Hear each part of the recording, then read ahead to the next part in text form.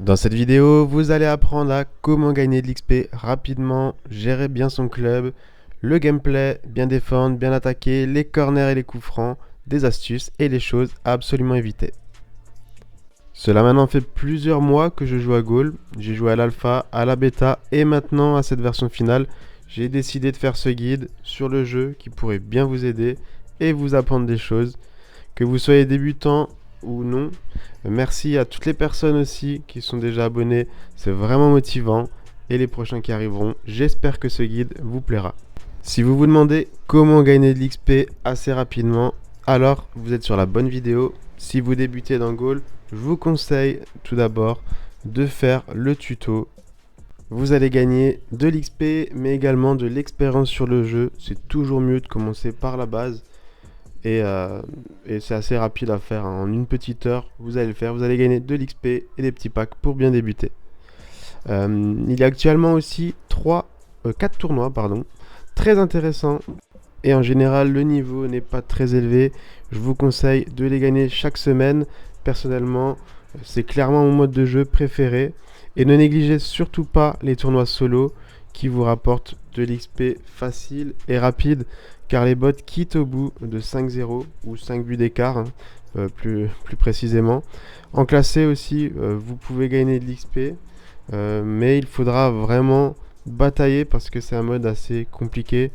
Moi, je suis actuellement top 500 mondial. Je vais vous montrer ça de suite. Là, c'est les récompenses qu'on peut recevoir. C'est quand même assez intéressant, mais c'est quand même aussi assez compliqué. Et à ce niveau-là, j'affronte vraiment toutes sortes d'élos. Et honnêtement, il n'y a pas de match facile. C'est vraiment un mode de jeu assez rageant. N'oubliez pas de faire votre knockout aussi à partir de tous les jeudis. C'est vraiment rentable. Regardez les récompenses. L'idéal, c'est de faire au minimum élite. Si vous faites ça le dimanche tranquillement, il n'y aura pas de souci pour vous, hein. Je m'inquiète pas, hein, si vous suivez un peu les tutos, les bases du jeu. C'est vraiment pas compliqué de faire au moins minimum or ou élite. Regardez bien aussi tous les défis qu'il y a à faire. Récemment, j'ai acheté le Ronaldinho à 315 000 crédits. J'ai mis toutes mes économies dans le jeu. C'est rentable en termes d'XP. Puis le joueur est pas trop mal. Mais c'est vrai que ça m'a fait un peu mal au cœur de vendre 5 joueurs violets pour pouvoir m'acheter Ronaldinho. Mais l'XP vaut vraiment le coup, hein. Si vous avez des évolutions à faire, il y a vraiment de quoi se faire un paquet d'XP. Pour bien gérer votre club, je vous conseille avant toute chose de mettre en favori tous les joueurs que vous utilisez et ou qui ont un gros potentiel également pour ne pas les vendre ou les échanger sans faire exprès. Je vous parle de ça par mauvaise expérience parce que personnellement, ça m'est arrivé de vendre un joueur qui était à fort potentiel. Personnellement, j'ai fait 4 équipes pour rentrer dans chacun des tournois. Je vais vous montrer ça de suite, ça c'est mon équipe titulaire. Et j'ai fait 4 équipes pour entrer dans la coupe 69, 79, 84 et mon équipe titulaire en 4-3-1-2. Donc, tout d'abord, je trouve que c'est un gain de temps d'avoir une équipe pour chaque tournoi. Il y a juste à switcher pour pouvoir jouer avec l'équipe qui correspond au tournoi. Mais aussi, quand vous paquez des joueurs, au moins vous savez si c'est une bonne idée de le garder ou pas. Et en ce qui concerne le gameplay, comme vous avez pu le remarquer, le gameplay change quasiment chaque semaine. Je vous ai proposé plusieurs tactiques, mais attention, peut-être qu'il n'y en a aucune qui vous correspond. C'est à vous aussi de tester des choses.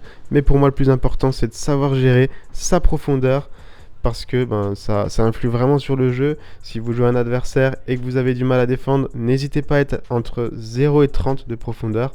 Par contre, si vous voulez presser plus haut et avoir plus d'occasions, n'hésitez pas à vous mettre entre 70 et 100. En ce qui concerne la défense, je pense que je vais pas vous apprendre grand chose, mais moi, ça reste quand même mon point fort.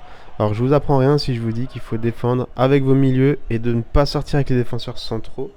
Si toutefois vous n'avez pas le choix, sortez avec le défenseur, mais essayez de bluffer, de faire semblant de sortir, mais reculez pour le pousser à l'erreur. Sinon, pressez vraiment avec les latéraux ou les milieux et mettez des coups d'épaule lorsque c'est nécessaire. Et pour bien dégager quand vous êtes derrière, faites une petite balle en l'air, c'est quand même plus safe. Et pour bien attaquer, le premier conseil que je vous donne, c'est de lâcher l'accélérateur lorsque vous êtes dans votre camp. et laissez remonter vraiment votre bloc défensif histoire d'être en place et de pouvoir combiner correctement, demander les ballons dans les pieds avec la touche, les appels de balles vers vous, mais aussi pensez à faire partir des joueurs pour créer des espaces. C'est très important de jouer avec ça. En tout cas, quand vous êtes face au gardien aussi, pensez à être dans le bon angle pour frapper. Et en général, ça fait mouche si vous vous décalez d'un côté du gardien. Pour tout ce qui est corner et coup franc, je vous avais fait des tutos. Ils fonctionnent toujours, donc n'hésitez pas à aller checker ça sur ma chaîne YouTube. Pour ceux qui suivent mes lives, Twitch ou les vidéos YouTube, je vous avais déjà bien régalé avec beaucoup de coups francs. Au-dessus de 25 mètres, je vous déconseille de frapper et plutôt de faire venir un joueur et faire la passe. Et les corners, attention à la 45e minute ou en fin de match. Vraiment, ça peut être punitif si vous perdez le ballon. Pour les astuces, je vous en ai déjà glissé pas mal au cours de cette vidéo. Je pourrais rajouter qu'il faut faire attention sur les engagements.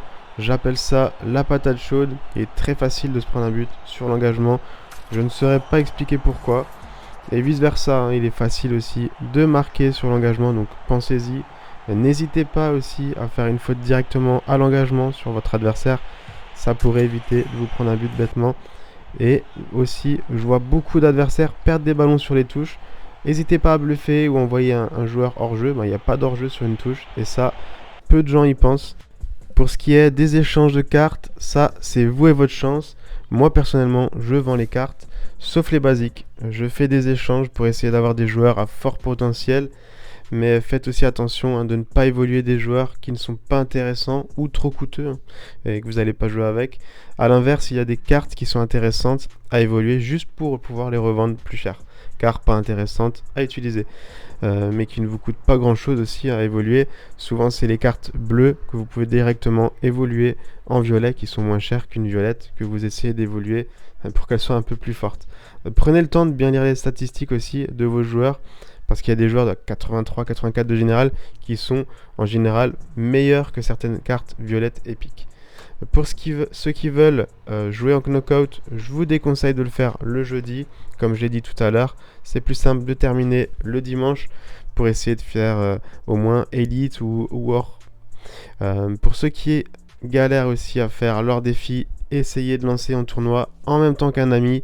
Vous verrez que vous pouvez tomber contre lui. Si vous avez le bon timing, pensez à contrôler la taille de vos joueurs aussi. Les joueurs en dessous d'1m70 sont souvent très maniables.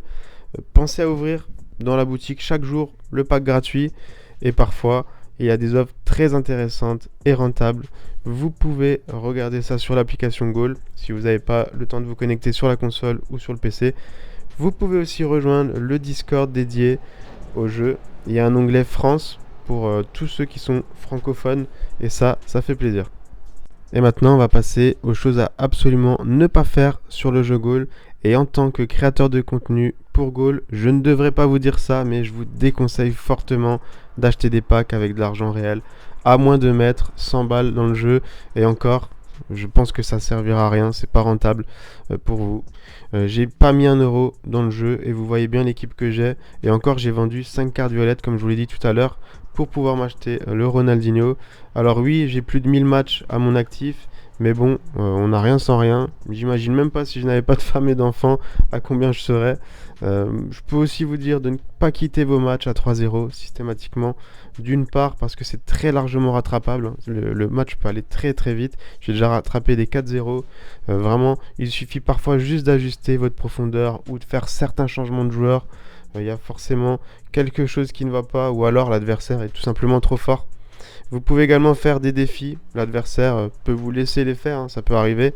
Si vous tombez contre un mec qui est plutôt cool et la communauté Goal est en général assez sympa, ne stockez pas vos cartes aussi, enfin vos packs je veux dire, car vous pourriez rater de l'XP pour certains qui ont des potentiels à évoluer.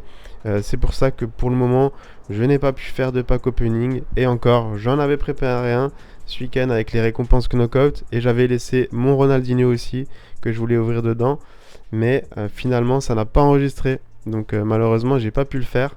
D'ailleurs, vous voudriez voir qui comme autre joueur dans le jeu? Moi personnellement je verrais bien Zlatan, sachant que le jeu est basé en Suède, c'est fort probable que ça arrive. Ronaldinho, c'est la technique, c'est le dribble. Zlatan, ça serait la puissance, la force. Ça serait pas mal dans le jeu. Il aurait une bonne gueule pour entrer sur le jeu. En tout cas, j'espère que ce guide vous aura appris des choses. Vous êtes de plus en plus nombreux à me suivre. Je vous en remercie, c'est vraiment motivant. Les prochaines vidéos seront sur la Ballon d'Or de mon équipe, mon avis sur la communauté Goal. Et soyez à l'affût aussi, je vais faire un pack opening et je vais vous offrir des packs très prochainement à un abonné qui me suit. En tout cas, ça fait plaisir que vous soyez de plus en plus nombreux. Encore une fois, merci. N'hésitez pas aussi à commander sur unbonmaillot.com avec le code KEVARBO. Vous pouvez bénéficier de moins 10% sur tous vos achats. Et je vous ferai également aussi remporter un maillot très prochainement. Je vous dis à la prochaine. Bon jeu.